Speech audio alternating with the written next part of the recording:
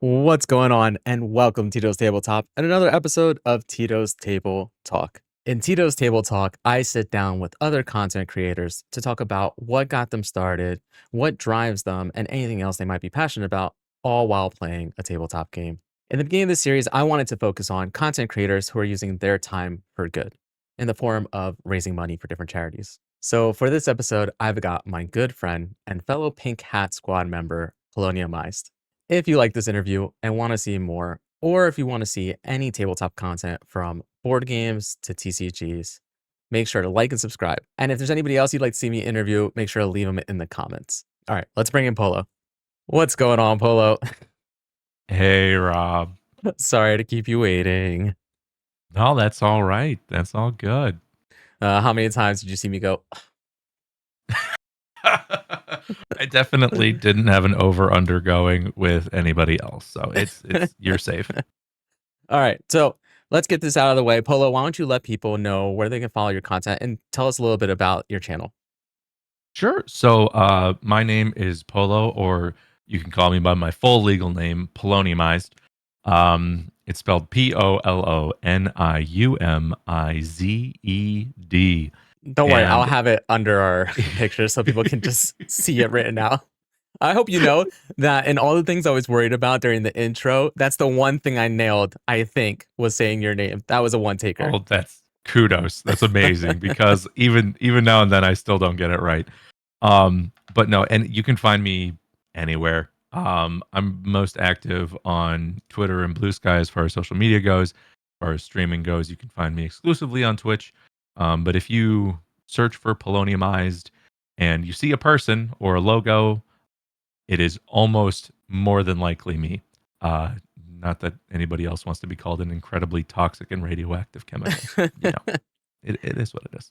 All right. Before we get into more of what your channel is, so here on Tito's Table Talk, I always let the guests pick what game we're going to be playing. So, what game are we going to play today? So today we're going to be playing a game that is near and dear to me and my wife. It's called Wingspan. It's a game about like collecting bird cards, placing them into different biomes, and they have different abilities when you interact with that biome. And the goal is to get more points than the people that you're playing against. It's a very parallel kind of game. You're not directly negatively or positively impacting each other. You can actually positively impact each other, but you're not like attacking other people's birds or anything like that. It's very soothing, very calm, and it's also when you have the narrator on. I think we'll have it off for this session. You actually get to learn fun bird facts just in case you've just turned 30 and you're looking for that old person hobby that you've always been looking to get into. Yeah. This is a great place to start. Yeah. Instead of World Wars, you're just like birds is where it's at. Yeah, exactly. So I was actually excited when you picked Wingspan because hold on a second.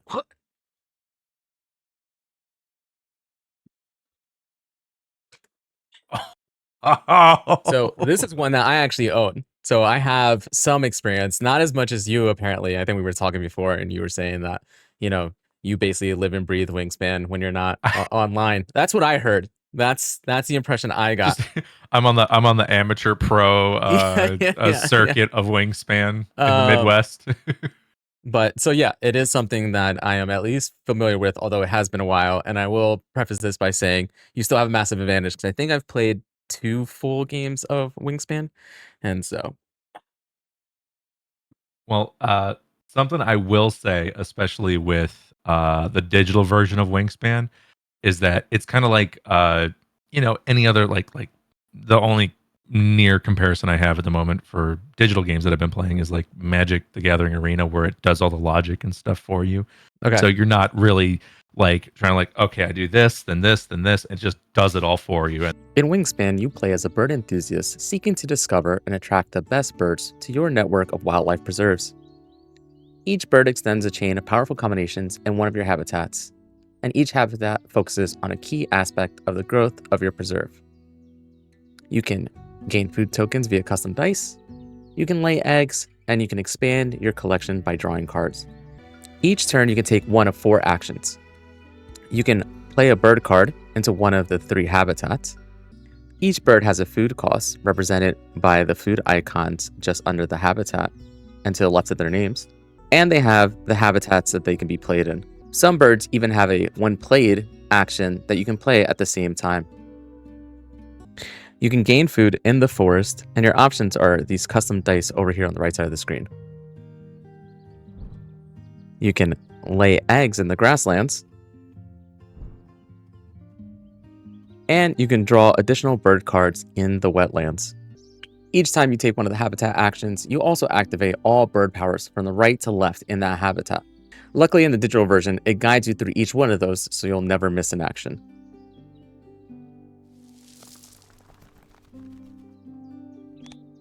To win Wingspan, you have to be the player with the most points after 4 rounds. Each game of Wingspan has new and unique end-of-round goals for bonus points, and endgame points are scored as follows. There's points for each face-up bird. The amount of points each bird is worth is shown on the card with the feather symbol. There's points for each bonus card, also printed on the card themselves. There are points for the aforementioned end-of-round goals. And then there's 1 point each for each egg on a bird card, food tokens stored on a bird card, and cards tucked under a bird card. While this engine builder has a few more mechanics than that, that's a quick overview of Wingspan, and let's get back to Polo and the game. All right, so we're gonna get right into the game. While I am making my first decisions, why don't you go ahead and tell everybody what kind of content they can expect on your channel. Sorry, 1 second. I need to bring the volume down just a little bit lower. Yeah, what kind of content they can expect on your channel, and kind of the vibes of the channel itself. So I like to play a lot of different kinds of games. I do not. You could call me a variety streamer, but I feel like even that might be too specific. It's really whatever is keeping my attention or whatever me and my friends are playing.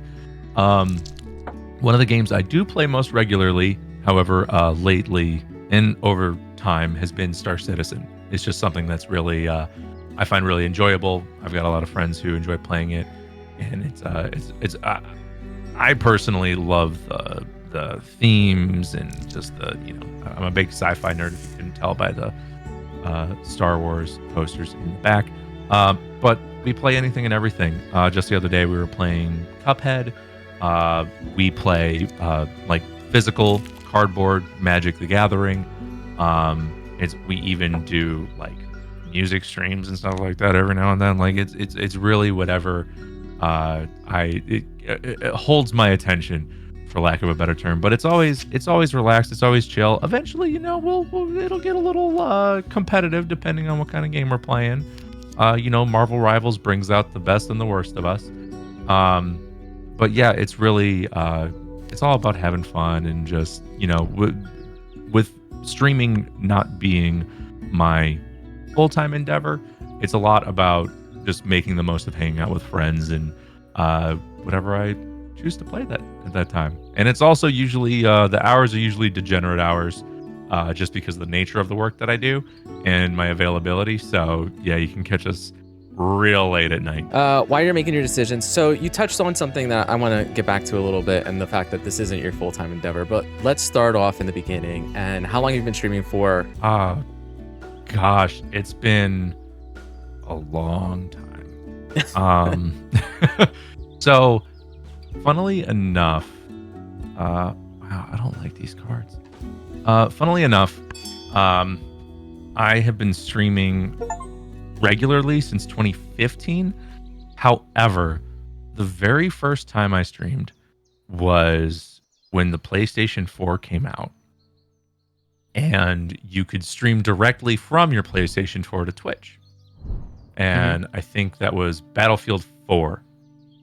And my friends and I were having a LAN at one of their houses, and we were like, and I was just, messing around, pushing. It's a controller. You push buttons on the controller, and I hit share, and it's like, oh, connect a Twitch account. I was like, oh, I know what Twitch is. And it kind of just, then the rest was history. And then I think it was around when Titanfall had come out, where I was like, oh, God, I love Titanfall so much. I know, right? Titanfall had come out, and I was watching people stream it, and I was like, oh, this looks like a lot of fun, and everyone was having a good time. And I was like, oh, I could definitely I could definitely play more of this and make friends that played different games with me and stuff like that. And yeah, and now we're here 10 years later. Okay, so you mentioned that you started off and you were streaming Titanfall and stuff like that. Have you always been a variety streamer throughout, or was there a period of time where you just like had one focus? There was one time. It was incredible. It was hyper specific, where it was Dragon Ball Xenoverse. Okay. It is super specific. So I love Dragon Ball Z and other varieties of anime. But this game had just come out called Dragon Ball Xenoverse, where you create a character and you travel through time, and you basically get to take part in incredibly pivotal moments in the Dragon Ball just saga. Yeah. Dragon Ball Z saga specifically. And it was cool because your guy would be like, all dressed up in all the gear that you earn and find, and you get the moves of the characters and things like that.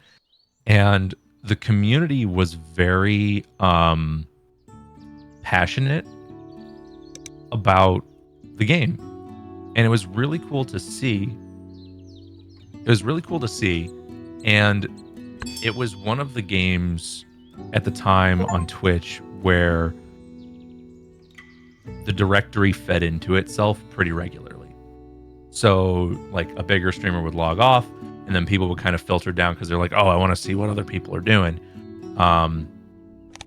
And it was one of the few games that I've played streaming where as time went on, like it just every time it would add up to like 80 concurrent viewers without any sort of like raids or posts at the time or anything like that. And so it was one of the ones that I kind of stuck with a bit, and kind of I still every now and then some people will check in that used to watch from way back then, and we'll talk like Dragon Ball Z stuff.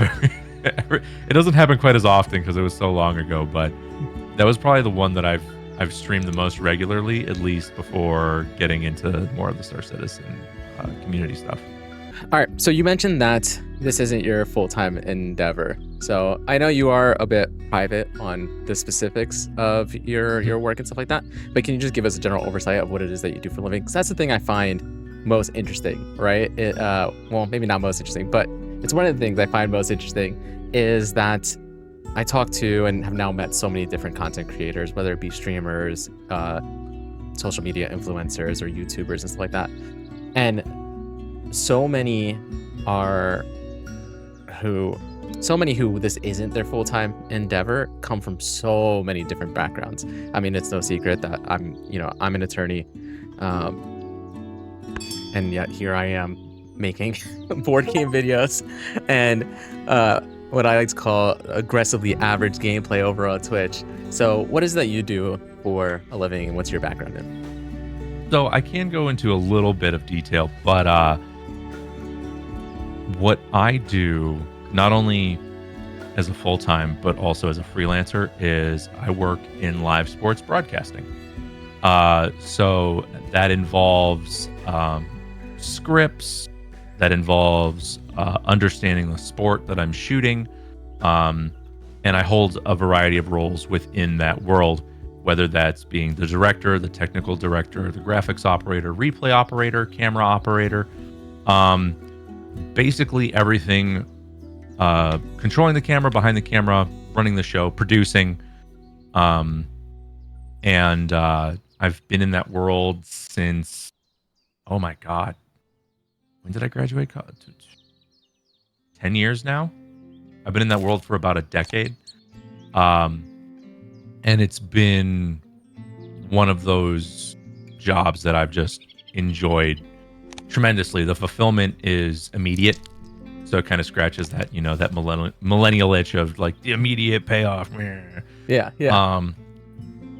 But it's one of those jobs that I truly do enjoy. And I just also kind of happen to be good at it. And like I'm gonna pat myself on the back a little bit on this one. Like humble brag. Yeah, it's been a long journey, but it's actually it's started to pay off in different ways, which is actually it keeps surprising me every now and then. Like my name's starting to get thrown around at like conferences that I don't go to, and it's like they're like, "Oh, where's Polo?" And everyone's just like, "Well, he didn't make it to this one." So, but yeah, I've done shows for AAA baseball, professional hockey, local high school sports, college athletics, all varieties of levels of professionalism within the sports industry. And yeah, it's tough though because my weekends just become non-existent during the season. It's just one of those things where I'm spending 10, 12 hours a day between Thursday and Sunday away from home. And so it's definitely taxing, but I really do enjoy it. Do you think that your broadcast background in being in sports broadcasting, so like that, the production background, do you think that has lent itself to like helping you when it comes to the content creation and in the streaming space, knowing that you're learning all these technical tools and skills, and now we all draw one, sorry. Like, how do you think the melding of the two worlds has worked out for you? It's been really beneficial both ways. Something about live streaming, being able to multitask, being able to still focus on a game while also focusing on chat, while also like being your own audio person, being your own video person, being the entertainment in front of the camera, being a designer, being a producer, coming up with how you want a stream to go, writing a script, coming up with like talking points and things like that. It all ties in directly together. Now, writing a script, I should really try that one time. I think it would help my intros go by a lot faster. It definitely preparation, you say. It adds a bit of structure, that's for sure. But they definitely both have contributed to each other, and I think like just for an example, the first stream that I did this month was the show, the where I was playing music and stuff like that. Yeah, and actually, if I'm any good at this, there will be a clip right now, because I was going to ask about that. There will be a clip right now, because I loved it so much. And it was one of those things where, like, when I saw you do it, and I'm sorry to interrupt, but when I saw you go live, and when I was not prepared just for the level of production that was being put on, and it was so good. It was one of those things where, like, every once in a while in this space, as somebody who is like fairly new to doing this regularly, when it, streaming and stuff like that, where I was very much like, oh yeah, there are levels to this. There are levels to this, and I'm not sure I'm quite at that level yet. No, listen, there's a lot of the prep is literally just Googling and getting lucky and finding a forum that happens to pertain to what you're trying to do. And thankfully, I just have a lot of USB cameras as well. So I was just throwing those all around the room. But I had an idea in mind. I had a vision in mind. And the music is something that I enjoyed. And so it's easy for me to kind of get lost in it a little bit and kind of like, put on a little bit of a better show instead of focusing on what's happening. But it depends on the level that you want to take the show to. The tools have become so much more accessible over the last decade of streaming, and it all there's so many people do so many incredible things. Like I know there's a drummer that Elgato partnered with. I can't remember his name for the life of me, but he throws up a bunch of the Elgato cameras and then does like this big 3D like like switch between all of them around his kit. There's another one. I'm just gonna shout him out because it's really inspiring. Enterprise on Twitch. Um, he was kind of the inspiration for that show, that stream that we started off the month with, where he has his cameras set up to cut a certain way depending on where he is in his space while he's either playing piano, playing his drums, or flying spaceships in Star Citizen. So he, like, truthfully, he was kind of the catalyst where I saw him go through that and I was like, oh, I have an idea. We could probably make that work and do that on a much smaller scale. But yeah, you can really let your imagination run rampant nowadays, and more often than not, there will be a way to bring that idea into reality. All right, so this is actually the perfect segue, because the whole purpose of the beginning of this month's stream is that you are now into your St. June campaign. We're big fans of charity streamers here. The beginning of this series is all going to be dedicated to charity streamers, willing. And so let's talk about that. Let's talk about, first off, what it is that you're doing for your campaign that's currently running. Why is it called St. June? And let's talk about that first. Right, so St. June is something that I have been doing since 2018. Gosh, this is our 7th St. June. I think it's technically the 8th time we've raised money for St. Jude, because there was one Christmas where we did a little bit of a fundraiser for them. But the reason specifically for June is that I was truthfully just really busy throughout the year. And June always seems like the perfect month where I have nothing else going on, where I can just pour all of my attention and focus into raising money for St. Jude and making sure those streams have the extra TLC that they need to kind of just, drive a little bit more awareness. And also just, sorry, the round ended and I wasn't prepared for it. Yeah, no, I realized halfway through this round, and hopefully people are able to follow from the explanation and stuff like that. But there's so many things about this game I forgot, and including the fact that there are round-based bonus objectives that we should be working towards. And so I did not place a single bird, let alone an egg, in the current zone for the round-based objective. So yeah, I'm getting cooked. That's all right. That's all right. I don't usually play objectives. That was just a lucky happenstance. I see that. Yeah, just 4 points out the gate real quick. No big deal. Already on track to win the next one, round 2. If the game ended right now. Yeah. So to continue answering your question, the reason for St. Jude was the inspiration from GCX, the GCX Charity Marathon, the group there that works so closely with St. Jude, that was formerly Guardian Con down in Florida. There's a big Destiny and Destiny 2 base and foundation for the GCX group. And I remember watching the charity stream and I was like, that is really cool. I want to find a way to do this. And that's when I learned how accessible.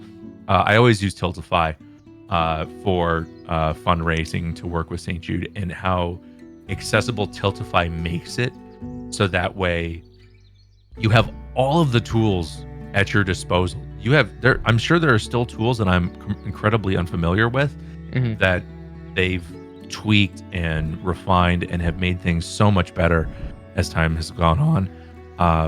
But really, the GCX Charity Marathon was my catalyst that really brought that really made me even consider starting fundraising for St. Jude. And every year, I hear a new story, or I learn something new, or I meet someone else who is impacted by St. Jude in some capacity, whether it was directly, whether they were like an uncle or an aunt, or even like a family friend or something like that. And it just reinforces the amazing things that St. Jude do, and it kind of re-encourages me every year to be like, this is why we do this. This is why we raise money for St. Jude. And as long as I'm still around, even probably after I'm done streaming, and I, swear off of it whenever that happens to be, I'll still probably run St. Jude fundraisers in some capacity or other, just to keep contributing and being a part of that mission that Danny Thomas started. So yeah, I mean, obviously, I think anybody who's watched this channel knows my reason behind it, and so I'm always just impressed and appreciative when I see other people raising money, regardless of the charity, because it is a situation where like anybody can do this. Anybody can turn on their webcam and play games for a little while and just talk about the cause, right? Because that's what it is at the end of the day. Is like the most powerful thing is us talking about it and us getting awareness out there. I mean, the money raised is great, right? But I think the impact of us talking about it constantly is even bigger. And so I'm always like super impressed, because my reason, I feel like I have to do this, like I feel like I have to give back. And so I'm always super impressed when I see other people who are just doing it because they believe it's the right thing to do, right? And it's something that touches them. And so I appreciate that. But what can people expect from your charity streams? I mean, obviously, again, if I did my job right, they would see the clip from the beginning of this month. But also, I'm sure a lot of people are currently asking, is this fashion statement of yours with your facial hair an everyday thing, or is there a reason behind it? So what can people expect from your particular streams? Your charity streams, I should say.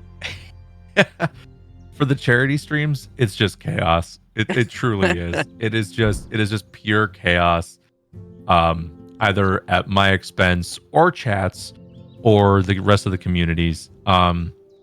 Truthfully, one of the things that we started doing was that there are a couple of traditions with the fundraising that we've done over the years. One of them is always choosing the facial hair that I shave my beard into, because usually I have a pretty full beard. I'm just kind of comfortable with that, and keep it well trimmed and things. And not that I love that you're here. Like, listen, guys, you guys need to know I take care of it. I put a lot of effort into it. I try so hard with this beard.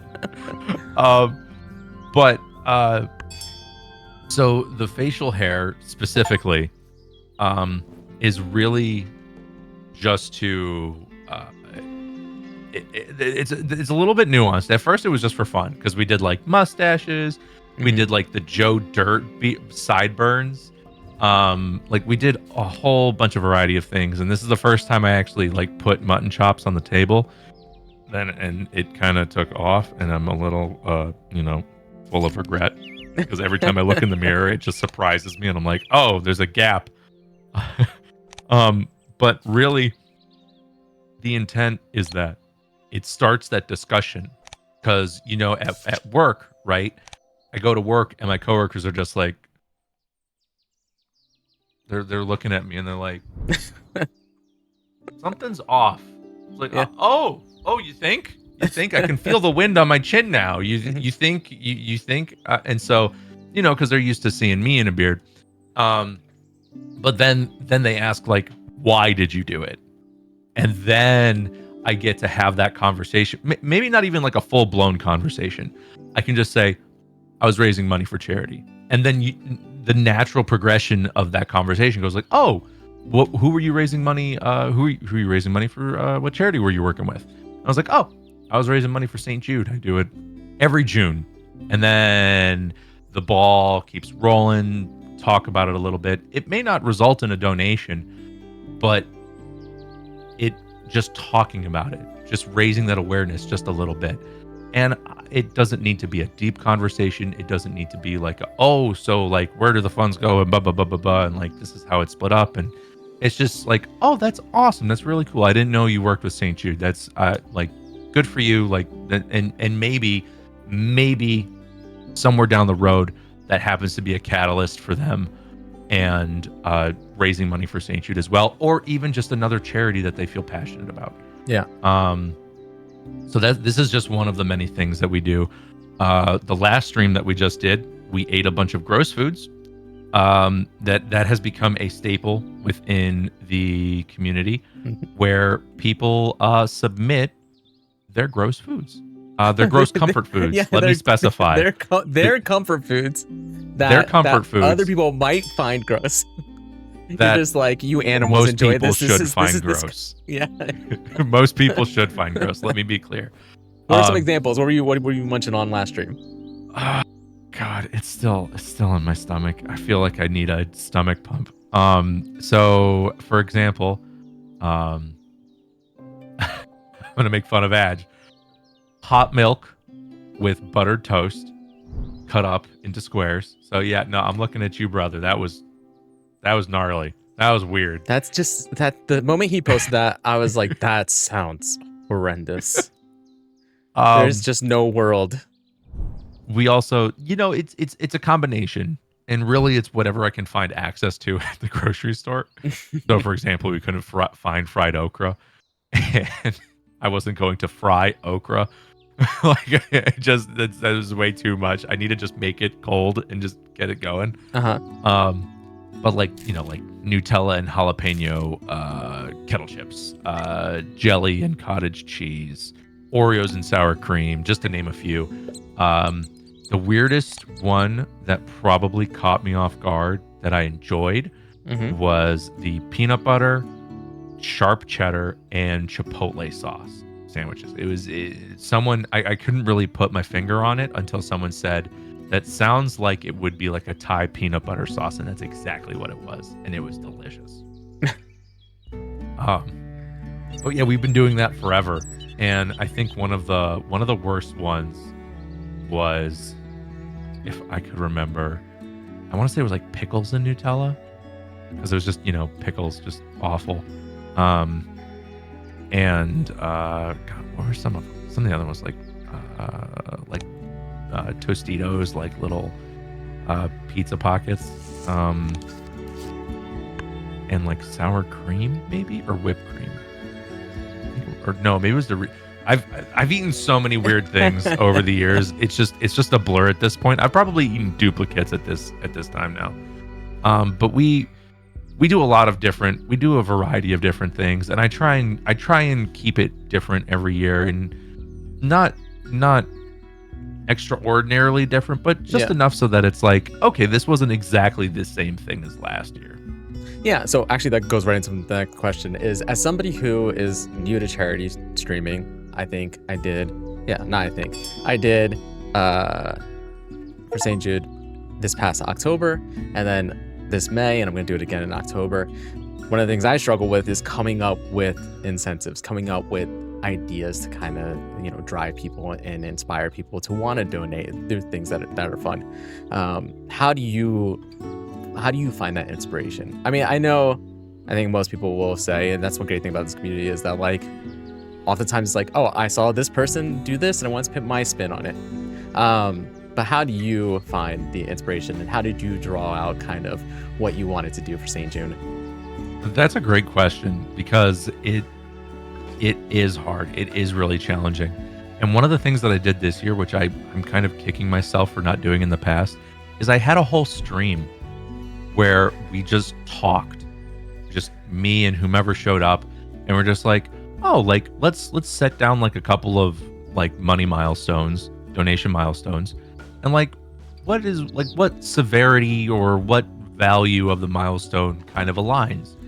And like we came up with some crazy stuff, like I'm trying to think, the Wheel of Pickles, which is also something we did last stream, where every $10 to St. Jude, we spun the wheel to see what pickle we were going to eat, which I did not enjoy. We also came up with stuff like doing a Beat Saber stream and a treadmill stream, and other things all kinds of varieties within there. And truthfully, not all the ideas work. Mhm.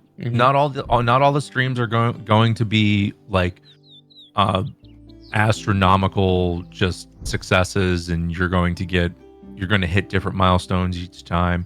Sometimes, you're just going to get a couple donations and you have this big idea planned. But that kind of goes in part with a couple of other different things, like how well you marketed it, how many people you made them aware of what was happening, things like that. But and that's regardless of the effort that you put into it. But just trying stuff, just bouncing ideas off of other people, having some sort of feedback loop always helps. I usually try and get my wife involved in some capacity, just because she's an incredibly imaginative person, and she always has some good ideas. And I know that I can count on her to be like, "Oh, you should give this a try." I was like, "Oh, all right, that's a good idea." And then I'll try and I'll mull over how I'll try and make it happen. And more oftentimes than not, it usually ends up working out pretty well, and I'm very thankful for that. No, I mean, listen, what a smart man, giving credit where credit is due to the brains behind the operation, your wife, on this podcast, on this interview that's going to go, live to millions around the world. Very impressive. Well done. It's a shame I'm going to cut that part out, so she won't hear you give her any praise, but well done. I appreciate the effort. No, all jokes aside, we talked about this even before we went live, and I tell this to everybody I interview, and I don't want to mess with the vibes or anything like that. And this whole series isn't meant to be something that is serious or like political and stuff like that. But I feel like I have to ask this question. And obviously, if you don't want to answer, you don't have to answer. Sorry, it's weird because we've known each other for a little bit. We haven't known each other that long. So to get this personal, I was like, okay. Why do you hate pickles? I mean, what are we doing here?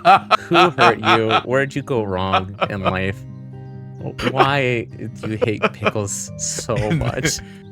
In this political climate? Whoa. Yeah. Whoa, put me in the hot seat.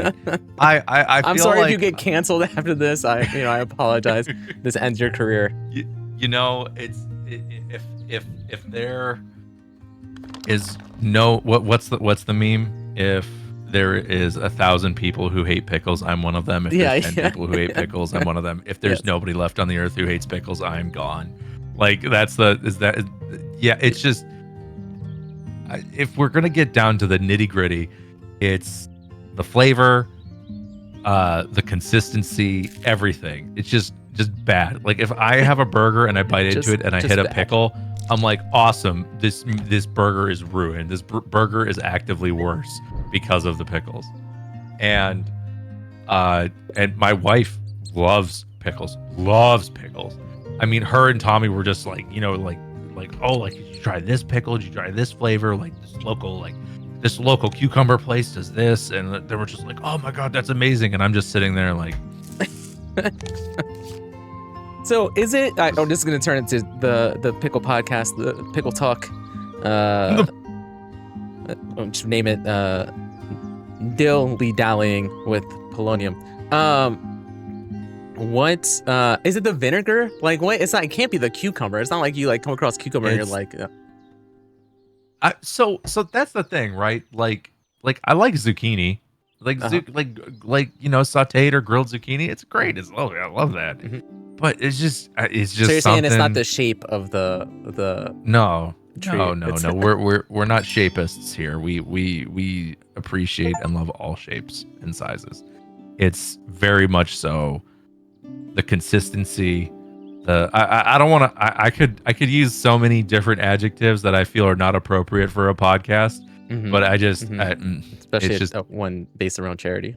It's not. Yeah, exactly. It is just not for me. It is not for me. And that's okay. This is the hill that I get canceled on. So be it. That's all right.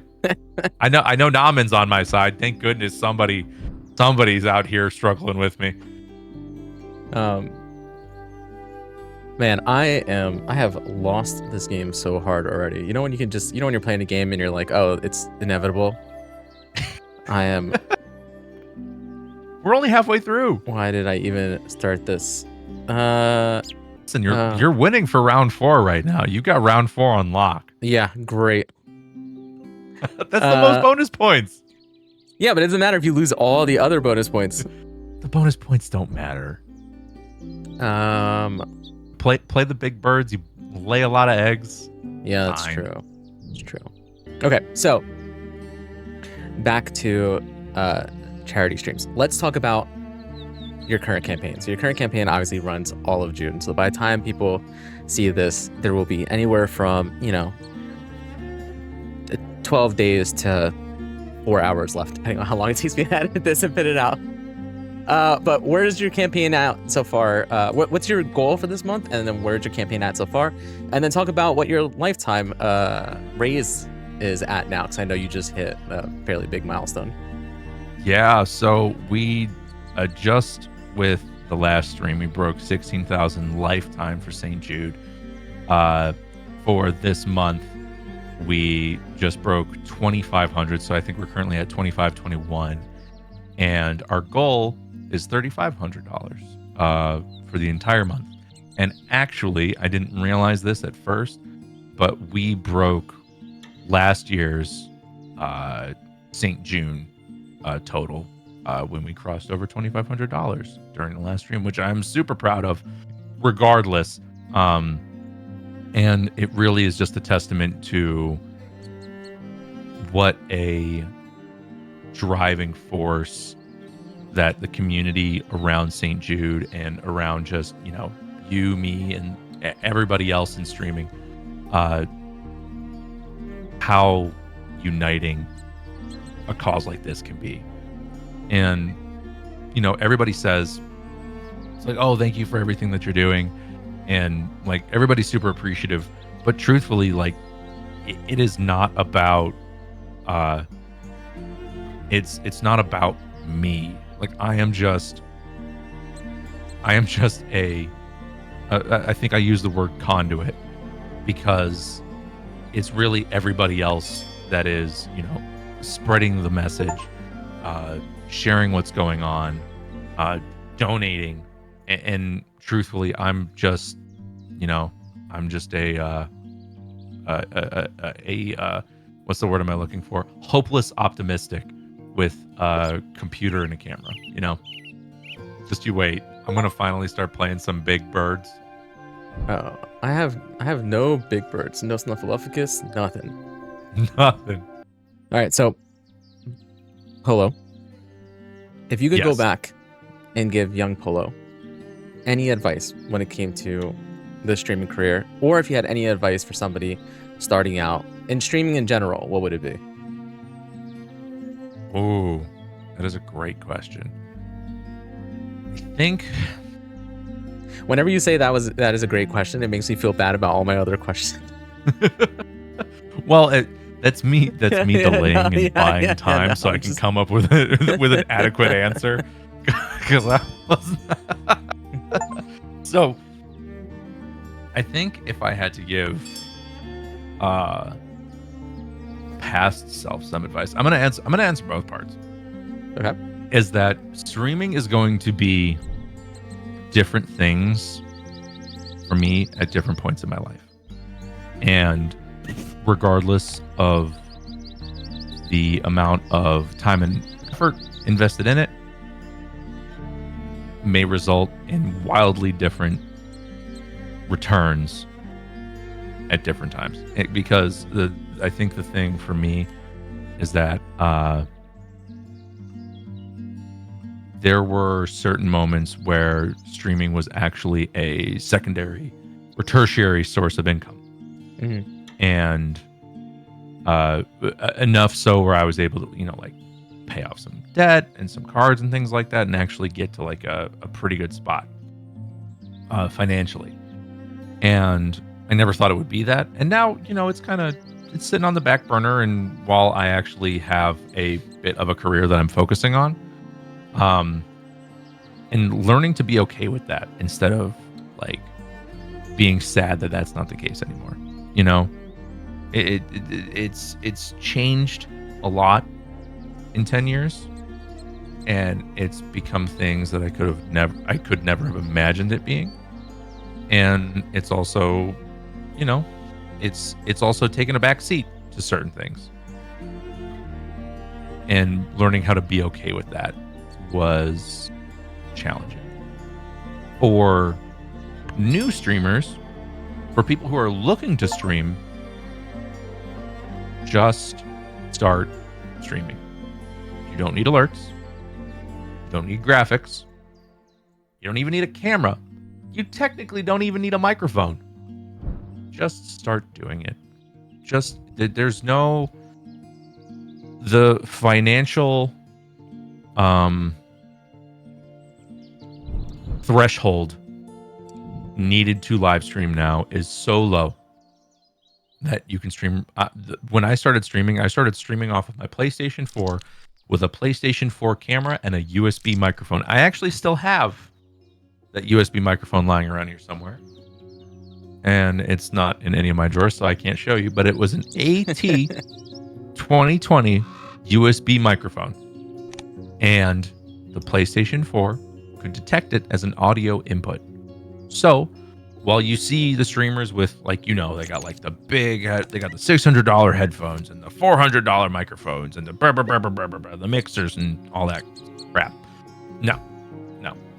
Just find out if you enjoy it first. And then let it become what you want it to be. Or let it, not just what you want it to be, but let it evolve into something of its own as well. There's only so much you can force, and you could literally do everything correctly, and whatever that is, I don't know. You could go down your checklist and be like, I've got a great social media presence. I'm putting out weekly videos. We're doing daily live streams. Blah blah blah blah blah blah blah, and you could still not gain traction. Like, it just happens. It's the luck of the draw, really. And so just stream. Find the cheapest way for your voice to be heard on your console's live streaming service, and just do it. Don't think about it. Use one of the automated chatbots that will say, "Hey, so and so followed." So you don't need alerts, right? You don't need all the bells and whistles and all the stuff. It's all superfluous. Just stream. Just stream the game you enjoy. Don't stream a game that you don't want to play, because that nobody likes that. Yeah. And that could not be more clear. There was something. I had something and I lost it. I had something and I lost it. The biggest piece of advice I could give myself and new streamers is that people are going to grow at different rates. If you start getting upset that people are surpassing you, growing their communities faster than you, being upset about it is the worst mindset you could possibly have if you want to be in this space for a long time. Because if you cannot celebrate other people's successes, why would anybody celebrate yours? Yeah, right.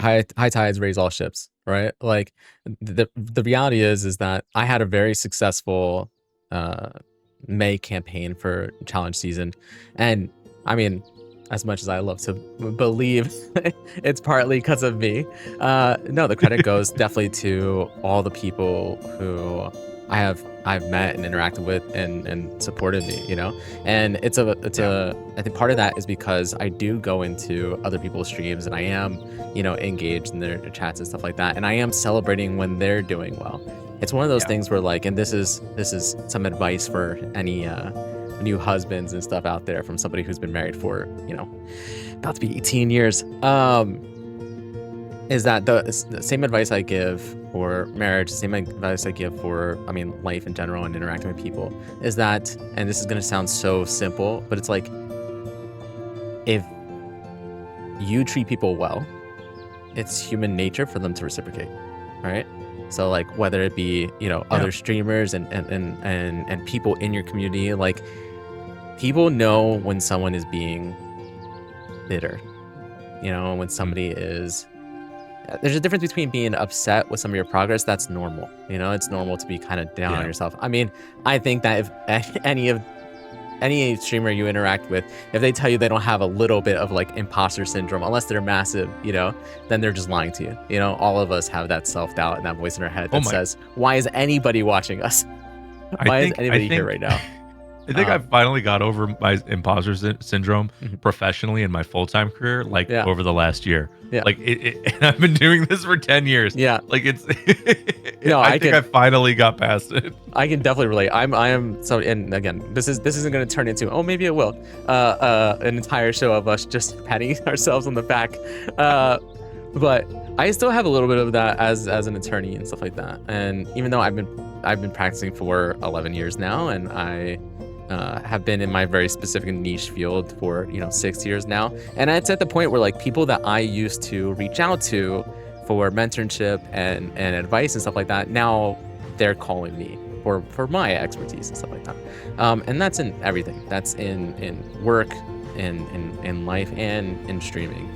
And so I think that's absolutely great advice, is to just be like, I think just be happy, put out positive energy, and like if you'll grow if you build it, right? Like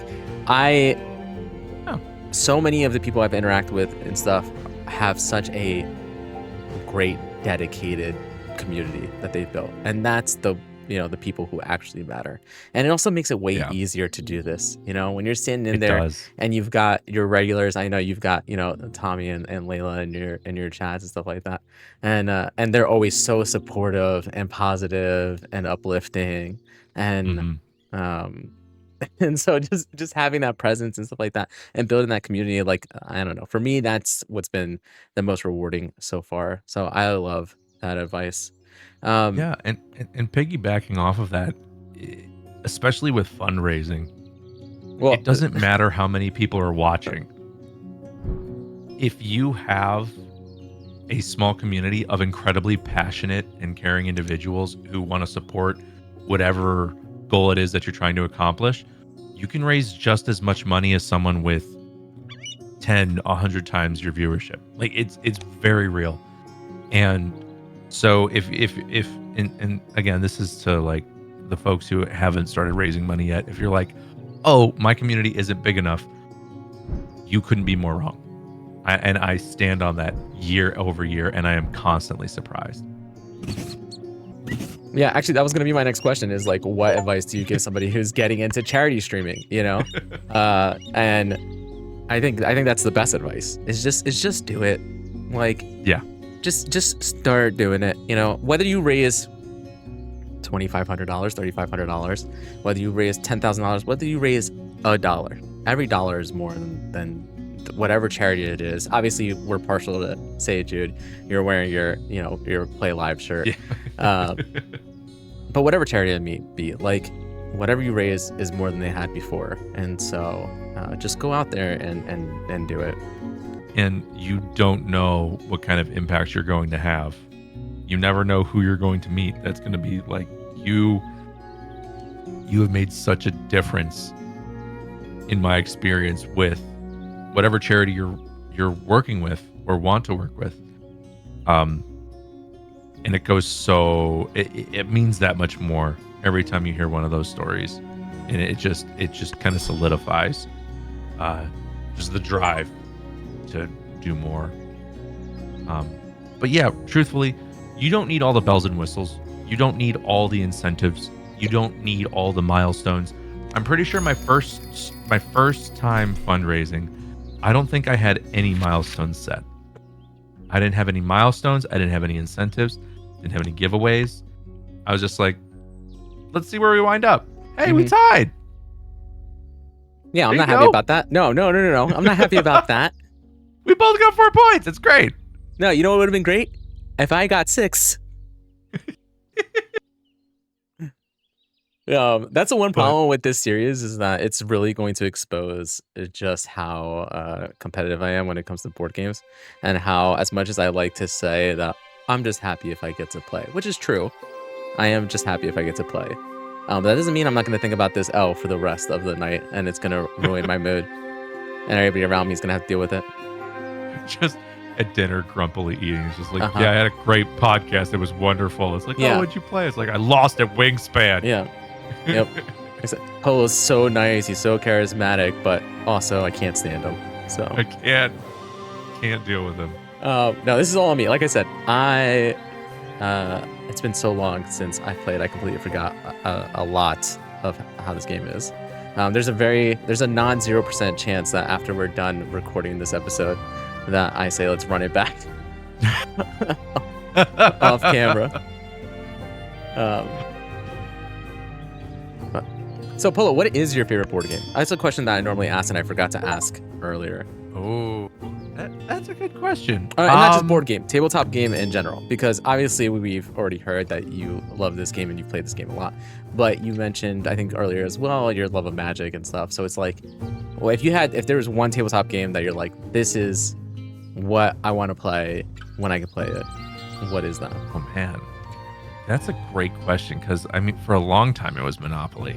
Like so much so that my friends and I would be like, hey, you all want to go to so and so's house and just play Monopoly tonight? And we would order a pizza, and it happened pretty regularly, almost like once a week for quite some time. Gosh, I'm trying to think. Wingspan has really kind of taken a death grip on that lately, just because of how much my wife and I have been playing it. My goodness, favorite of all time.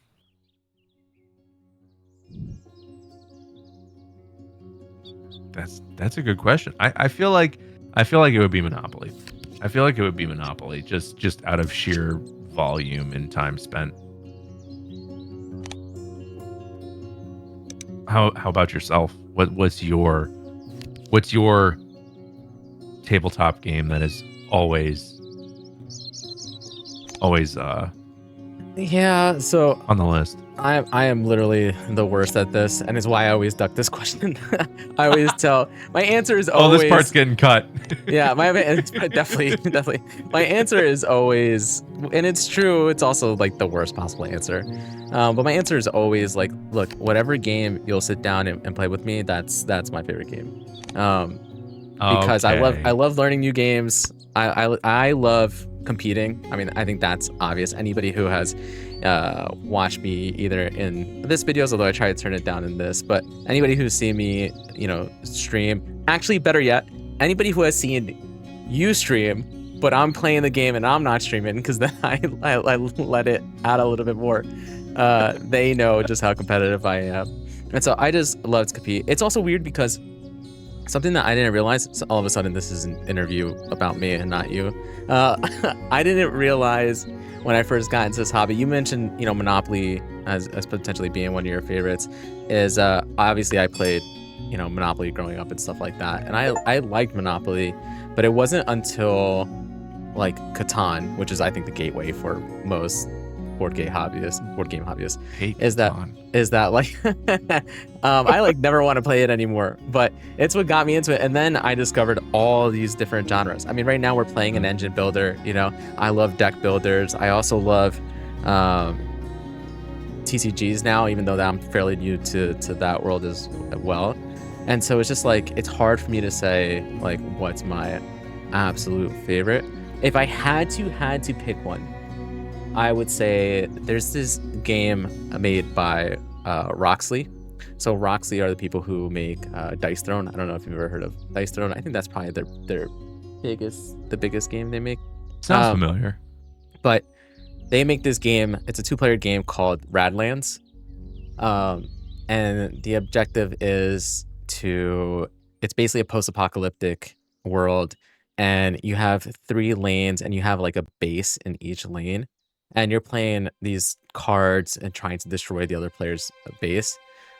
Usually takes, and it's like very Mad Max-esque, where like you're using water as your resource, and you gain a certain amount of water each turn. And anyway, it's fairly straightforward. An average game takes anywhere from like 10 to 25 minutes, depending on the cards you get and stuff like that.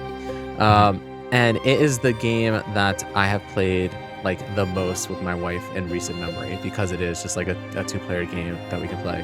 And my wife is fantastic at games. I mean, fantastic. She beats me almost every time the first time we play a game. And I currently have a 100% win rate in Radlands. And so just the sheer fact that I am dominated in that game, it's probably my favorite game right now. So it's not the game that I get to play with you. It's the game I get to beat you 100% of the time. Yes. Got it. Correct. Got it. So I have a question for you. Sure. Make you think about this. What was the you've told me this before, but what is your inspiration for Tito's Table Talk? Okay, so inspiration for Tito's Tabletop.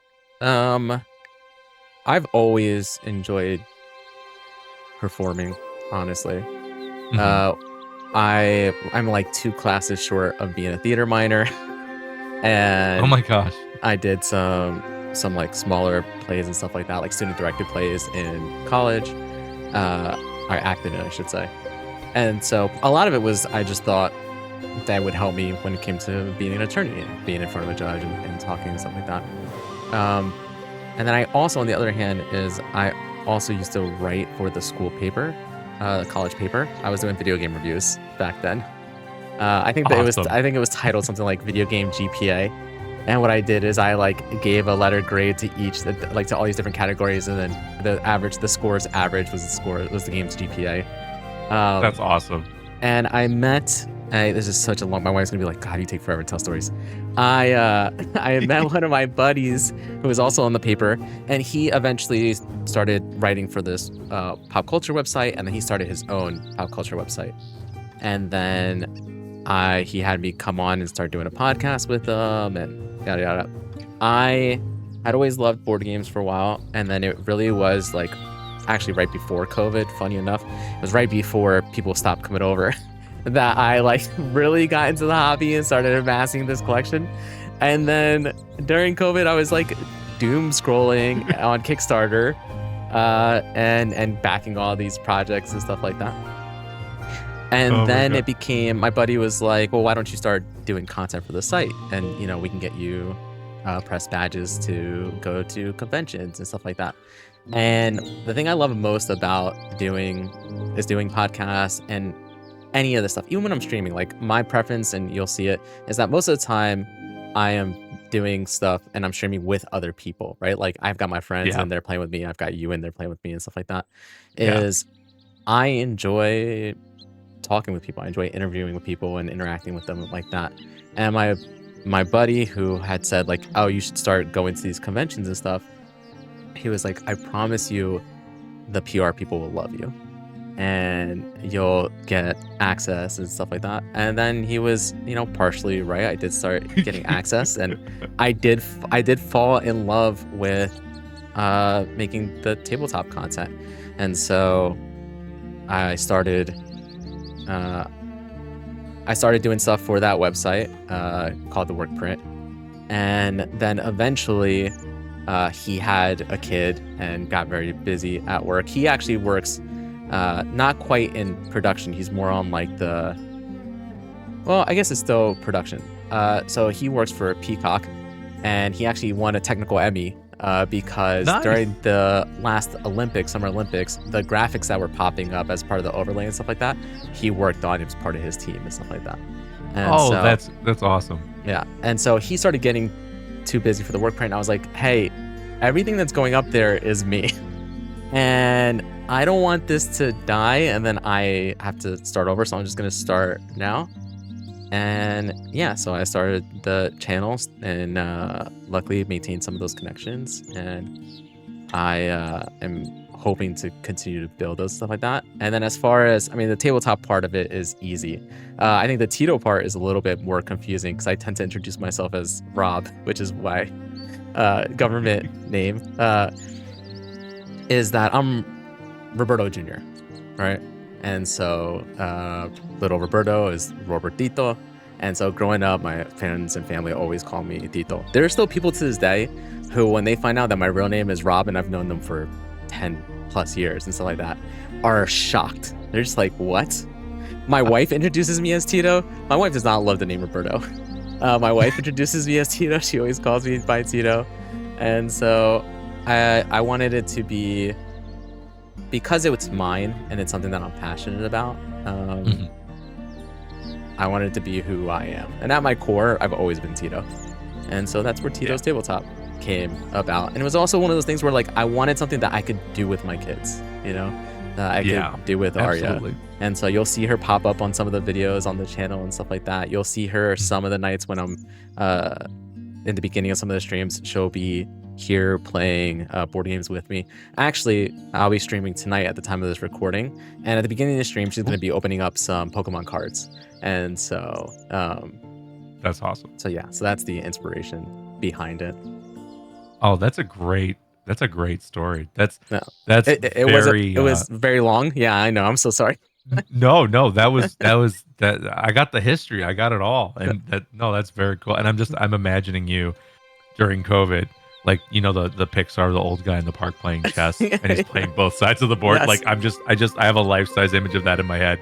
You're just like, oh, okay, I'll trade you one sheep for two hay playing Catan by yourself. Yeah. It's like, oh, that's a terrible deal. How dare you try and swindle me, and just run it back to the other side. It's unfortunately not too far off from that. Luckily, my daughter's old enough now that she's always down to play games with me.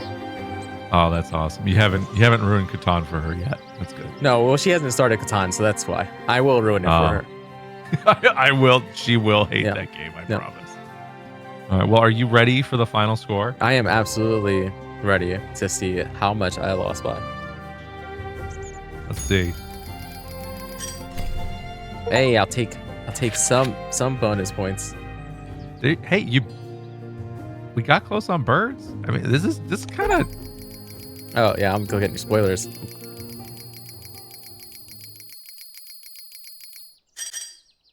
Oh, that was pretty close. Hey, I told you that was a pretty good game. Oh no, it's getting nope. No, it's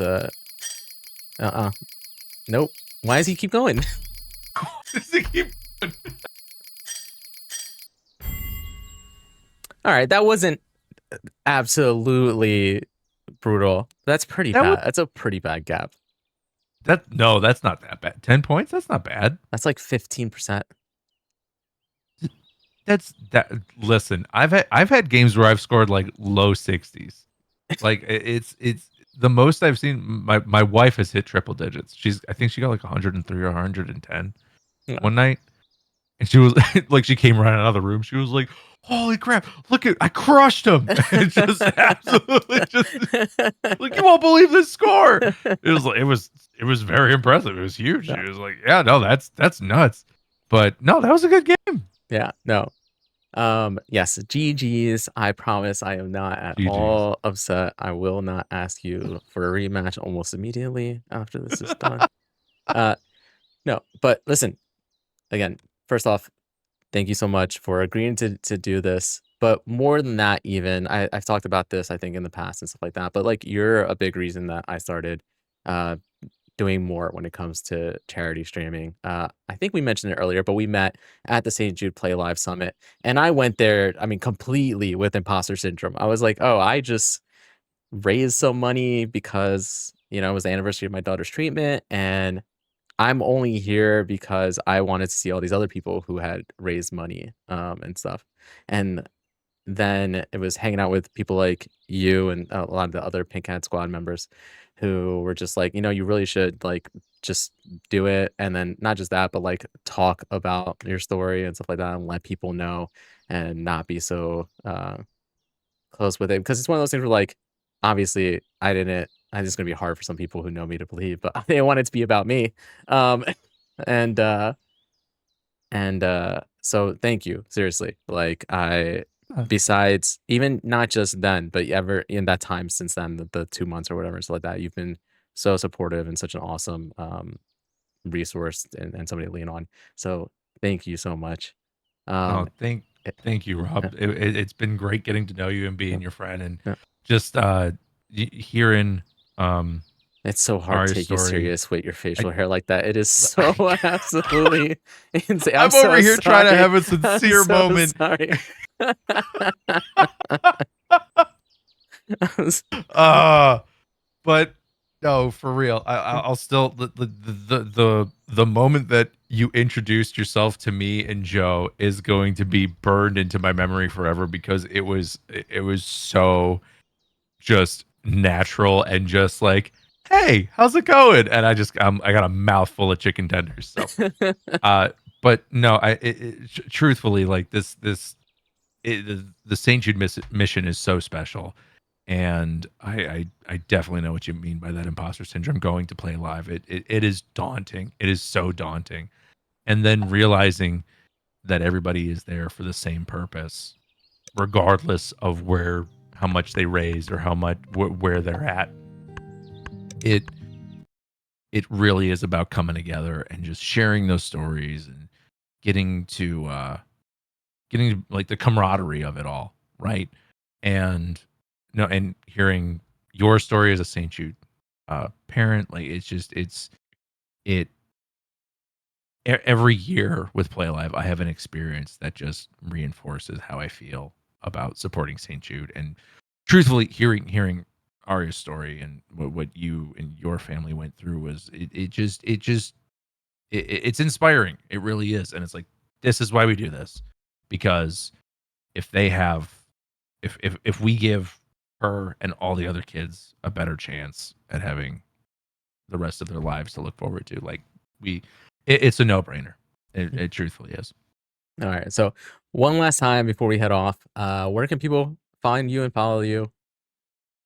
Twitch.tv/Poloniumized, Poloniumized, or Twitter and Blue Sky. Chinese Twitter less. Trying. Okay. And as always, you guys can follow me at Tito's Tabletop pretty much everywhere. I am terrible at social media. I apologize. But I am much better here and over at twitch.tv/Tito's Tabletop. So make sure you follow over there, subscribe here. And until next time, bye bye.